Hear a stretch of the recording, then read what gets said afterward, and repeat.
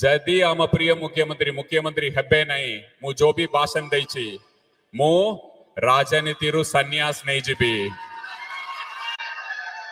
आपणकर जदि दम अछि आपण तो केंद्र मंत्री मु तो जने गमछा कि गुमास्ता जो भी आपण कहबे सब बेले आपणकर ये चेंज हो जाए मु तो गमछा कि विनम्रता सका एटा कहि पारुछि आपण केंद्र मंत्री अछथि आपण कहउनांती बीजेपी सरकार 3/4 मेजॉरिटी रे आसी जदि आसीबो नै ताले मु राजनीति रे सन्यास नेबे बोली कोहंतु आज ही फैसला करबा कोहंतु आपण दम अछि ना आपण ए माटी रे कोता सब बेले कोइ के आछंती 10 वर्ष वाला काम करछंती गोटे एनएच टाक ठीक करि पारले नै हजार हजार लोकंकर मृत्यु हला आपणक नवीन बाबू के आशालीन भाषा रे असम्मान करिकी कहबार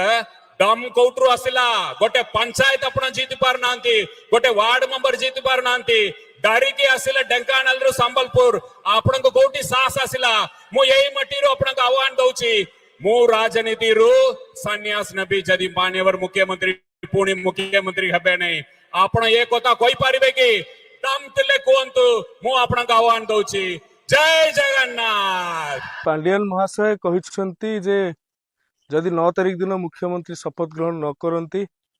ताले सी राजनीति सन्यास नेबे गोटे कथा आज्ञा मु कहूची आपण कहिथिले जीवन रो शेष बिंदु जाय आपण ओडिशावासी सेवा रहिबे यदि ओडिशावासी सेवा रहिबे तबे न जितिले कहीं राजनीति छाड़िबे कहीं सेवा करिवे नहीं मु तो आज कहूची मु धामनगर जिते हारे मु लोकन सहित रही राजनीति सन्यास नेबा कथा कहिबे नहीं तेणु आपण जो कथाटा कहउचंती आज्ञा एक पलायन पंथीर सूचना आपण भी जानी सारे आगामी दिन में भारतीय जनता पार्टी ओडिशा रे सरकार करुचे आपण एठी रही पारु नाहंती एवं आपण आज्ञा दीटा घर आमर गोटे घर आम घर ओडिशा आम अलग राज्य जाई परिबुनी आपण दीटा घर आपण कहिबे मु एठी राजनीति सन्यास नेबी आपण निज घर को पळेबे